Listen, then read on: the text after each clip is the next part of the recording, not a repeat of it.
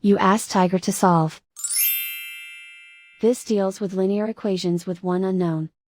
The final result is m equals 63. Let's solve it step by step. Simplify the expression.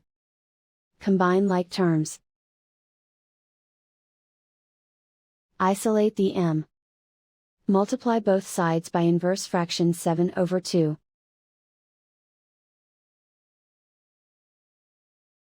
Group like terms. Multiply the coefficients.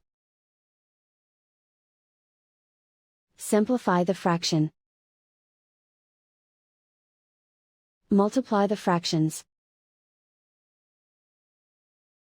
Simplify the arithmetic.